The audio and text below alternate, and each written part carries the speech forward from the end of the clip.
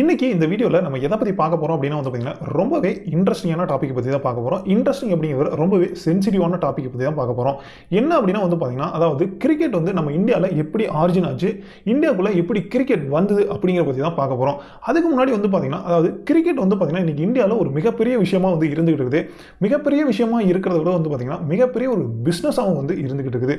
இந்த அளவுக்கு வந்து பாத்தீங்கன்னா எப்படி வளர்ந்தது, அதே மாதிரி வந்து பாத்தீங்கன்னா இன்னைக்கு இந்தியன் கிரிக்கெட் பிளேயர்ஸ்லாம் வந்து பாத்தீங்கன்னா ஒரு மிகப்பெரிய ஒரு பிராண்ட் அம்பாசிடரா இருக்காங்க அப்படினே சொல்லணும். அது வந்து பாத்தீங்கன்னா அதாவது டாப் டயர்ல வந்து இருக்காங்க அப்படினே சொல்லணும். அதுக்கு எடுத்துக்காட்டு தான் வந்து பாத்தீங்கன்னா தோனி, கோலி இவங்க மாதிரி ஆளுங்க எல்லாமே. அதாவது ஒரு கிரிக்கெட் பிளேயர் வந்து பாத்தீங்கன்னா இந்த அளவுக்கு ஒரு மிகப்பெரிய ஒரு பிராண்ட் அம்பாசிடரா இருக்கிறதுக்கு காரணம் என்ன? இது எப்படி வந்து ஒரு கிரிக்கெட் வந்து இந்த அளவுக்கு எப்படி வளர்ந்து வந்தது? ஒரு சுதந்திரம் அடைஞ்சு ஒரு 75 வருஷத்துல வந்து பாத்தீங்கன்னா இவ்வளோ பெரிய மாற்றம் வந்து எப்படி இந்த கிரிக்கெட்ல வந்து வந்தது? இந்த கிரிக்கெட் வந்து எப்படி ஃபர்ஸ்ட் ஆரிஜின் ஆச்சு அப்படிங்கிறத தான் இந்த வீடியோல வந்து பாத்தீங்கன்னா நம்ம முழுமையா வந்து பார்க்க போறோம். இந்த வீடியோக்குள்ள போறதுக்கு முன்னாடி நம்ம சேனலை நீங்க இன்னும் சப்ஸ்கிரைப் பண்ணாம இருந்தா மறக்காம சப்ஸ்கிரைப் பண்ணிக்கோங்க. வாங்க வீடியோக்குள்ள போலாம். ஓகே, இந்தியால வந்து பாத்தீங்கன்னா கிரிக்கெட் வந்து ஃபர்ஸ்ட் எப்படி வந்ததுன்னா அதாவது அப்போ வந்து பிரிட்டிஷ் வந்து பாத்தீங்கன்னா இந்தியா வந்து ரூல் பண்ணாங்க. அப்போ வந்து பிரிட்டிஷ்காரங்க வந்து பாத்தீங்கன்னா இங்க கிரிக்கெட் விளையாட ஆரம்பிச்சாங்க. ஏன் அப்படின்னா வந்து பாத்தீங்கன்னா கிரிக்கெட் வந்து பிரிட்டிஷ்ல இருந்து வந்து பாத்தீங்கன்னா உருவாச்சு. அவங்க தான் கிரிக்கெட் அப்படிங்கிற ஒரு விஷயத்தை வந்து கண்டுபிடிச்சாங்க. அப்போ வந்து பாத்தீங்கன்னா பிரிட்டிஷ்காரங்க இந்தியால வந்து விளையாண்டுட்டு இருந்தாங்க. அப்போ வந்து நம்ம இந்தியால யாரெல்லாம் அவங்க கூட விளையாண்டாங்க அப்படின்னா அதாவது கவர்மெண்ட் எம்ப்ளாயிஸ் இருப்பாங்க பாத்தீங்களா, அவங்களும் அதுக்கப்புறம் பெரிய பெரிய அதாவது மன்னர் பரம்பரையில் இருக்காங்க பாத்தீங்களா, அவங்க மட்டும் தான் கிரிக்கெட் வந்து விளையாட முடிஞ்சது. ஏன் அப்படின்னா வந்து பாத்தீங்கன்னா கிரிக்கெட் அப்படிங்கிறது ரொம்பவே வந்து எக்ஸ்பென்சிவா இருந்தது அப்படின்னே சொல்லணும். ஒரு நார்மலான பீப்புளை வந்து பாத்தீங்கன்னா கிரிக்கெட் வந்து போய் அடையல அப்படின்னு தான் சொல்லணும். ஏன் அப்படின்னா அந்த காலத்துல வந்து பாத்தீங்கன்னா அதாவது பொருள் வாங்குறதுக்கு வந்து எந்த ஒரு காசும் இல்லை. ஏன் அப்படின்னா கிரிக்கெட் விளையாடணும் அப்படின்னா பாலு, ஸ்டெம்பு, அதுக்கப்புறம் அது விளையாடுறதுக்கு ஒரு 11 பேர் இந்த மாதிரி ஆள் எல்லாமே தேவைப்படுது. அதனால வந்து பார்த்தீங்கன்னா நம்ம இந்தியன் பீப்புள் ரொம்பவே வந்து புவராக இருந்தனால அது எல்லாமே வந்து வாங்க முடியல. அதனால வந்து பார்த்தீங்கன்னா பிரிட்டிஷ்காரங்க மட்டும்தான் கிரிக்கெட் வந்து விளையாட முடிஞ்சது. இது மூலியமா வந்து பார்த்தீங்கன்னா பெரிய பெரிய அதாவது இந்தியாவில் இருந்த பெரிய பெரிய மன்னர்கள், அதுக்கப்புறம் கவர்மெண்ட் அஃபீஷியல்ஸ் இவங்க மட்டும்தான் கிரிக்கெட் வந்து விளையாட முடிஞ்சது. இதுக்கப்புறம் வந்து பார்த்தீங்கன்னா 1947 வந்து பார்த்தீங்கன்னா சுதந்திரம் அடைஞ்சிருது. சுதந்திரம் அடைஞ்சதுக்கப்புறம் பிரிட்டிஷ்காரங்க வந்து போயிடுறாங்க. பிரிட்டிஷ்காரங்க போனதுக்கப்புறம் வந்து பார்த்தீங்கன்னா அதாவது கிரிக்கெட் வேணுமா வேணாமான்னு சொல்லி ரெண்டு பிரிவாக வந்து பிரியுது. ஒருத்தங்க வந்து வேணும் அப்படின்னு, இன்னொருத்தங்க வேணாம் அப்படின்னு சொல்லி. இது அப்போ வந்து பார்த்தீங்கன்னா பிரைம் மினிஸ்டராக இருந்தது ஜவஹர்லால் நேரு. அவர் வந்து என்ன சொல்லிடுறாரு அப்படின்னா, ஏன் அப்படின்னா அதாவது நம்மளை ரூல் பண்ண பிரிட்டிஷ்காரங்களே வந்து பார்த்தீங்கன்னா இங்கே வந்து போயிட்டாங்க, அவங்களோட விளையாட்டு நமக்கு எதுக்கு அப்படின்னு சொல்லி வேணாம் அப்படின்னு சொல்லி ஒரு சில பேர் சொல்லிக்கிட்டு இருந்தாங்க. அப்போ தான் நேரு வந்து என்ன சொன்னார்னா அதாவது கிரிக்கெட் அப்படிங்கிறது வந்து பார்த்தீங்கன்னா நமக்கும் பிரிட்டிஷ்க்கும் வந்து பார்த்தீங்கன்னா ஒரு பிரிட்ஜாக வந்து இருக்கும், அதனால இதை வந்து நம்ம வந்து விளையாடணும் அப்படின்னு சொல்லி அவர் வந்து வலியுறுத்துறாரு. அப்போ வந்து பார்த்தீங்கன்னா ஹாக்கியை வந்து விளையாடணும், அதுதான் நம்ம கேம் அப்படின்னு சொல்லி நிறைய பேர் வந்து பார்த்தீங்கன்னா ஹாக்கிக்கு வந்து சப்போர்ட் பண்ணிட்டு இருந்தாங்க. சைட் பை சைடு வந்து பார்த்தீங்கன்னா ஹாக்கி இருந்தாலும் கிரிக்கெட் மேலே வந்து பார்த்தீங்கன்னா அதாவது நம்ம பிளேயர்ஸ் வந்து போய் ஃபாரின்லேயும் வந்து விளையாண்டாங்க. சொல்லப்போனால் பிரிட்டிஷில் போய் இங்கிலாந்தில் போய் விளையாண்டாங்க. அப்படி விளையாடுறப்ப தான் வந்து பார்த்தீங்கன்னா என்னன்னா நம்ம பிளேயர்ஸ் வந்து பார்த்தீங்கன்னா ஜஸ்ட் வந்து விளையாடணும், அங்கே போய் மேட்ச் வந்து ட்ரா பண்ணணும் அப்படிங்கிற மாதிரி மட்டும்தான் வந்து போவாங்க. ஆனால் ஜெயிக்கணும் அப்படிங்கிற தாட்டில் போகவே இல்லை.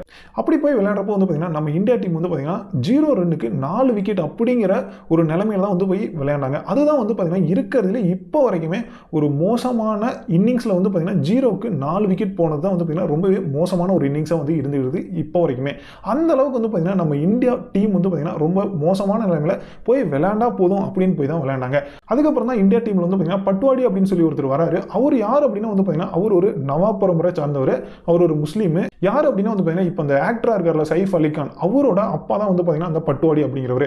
அவர் வந்ததுக்கப்புறம் வந்து பார்த்தீங்கன்னா இந்தியா டீமில் வந்து ஒரு சேஞ்சஸ் வந்து நடக்குது. என்ன அப்படின்னா அதாவது நார்மலாக யார் வேணாலும் விளையாட போகக்கூடாது, கரெக்டான ப்ராப்பரான செலெக்ஷன் இருக்கணும், நல்லா விளையாட தெரிஞ்சவங்க தான் போகணும்னு சொல்லி ஒரு முறை வந்து வருது. அப்படி வந்தப்போ தான் வந்து பார்த்தீங்கன்னா அதுக்கப்புறம் தான் அதாவது வெவ்வேறு ஸ்டேட்லேருந்து அதாவது தமிழ்நாடு, டெல்லி, மகாராஷ்டிரா, மத்திய பிரதேஷ் இந்த மாதிரிலிருந்து ஒரு 2 பேர் வந்து பார்த்தீங்கன்னா விளையாடுறதுக்காக பிரிட்டிஷ் வந்து போகிறாங்க. ஏன் அப்படின்னா அதாவது அங்கே போய் விளையாண்டு அதாவது ஃபர்ஸ்ட் வந்து பார்த்தீங்கன்னா பட்வாடி வந்ததுக்கப்புறம் தான் இந்தியா டீமில் வந்து பார்த்தீங்கன்னா ஜெயிக்கணும் அப்படிங்கிற ஒரு முறையே வருது. அதுக்கு முன்னாடி வரைக்கும் வந்து பார்த்தீங்கன்னா போய் அவங்க எப்படியாவது ட்ரா பண்ணிட்டு வந்தால் போதும் அப்படிங்கிற மாதிரி தான் பிளேயர்ஸ் வந்து போய்கிட்டு இருந்தாங்க. அதுக்கப்புறம் போய் தான் வந்து பார்த்தீங்கன்னா ஜெயிக்கணும் அப்படிங்கிற ஒரு தாட்டில் போகிறாங்க.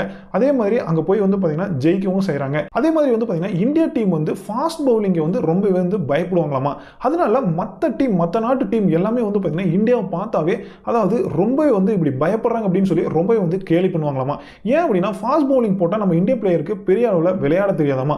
அந்த டைம்ல தான் வந்து பார்த்தீங்கன்னா கபில் தேவ் வந்து உள்ள வராரு டீமுக்குள்ள. அதே மாதிரி கவாஸ்கர் அப்படின்னு சொல்லி அவரோட கூட இன்னொருத்தரும் வந்து வராரு.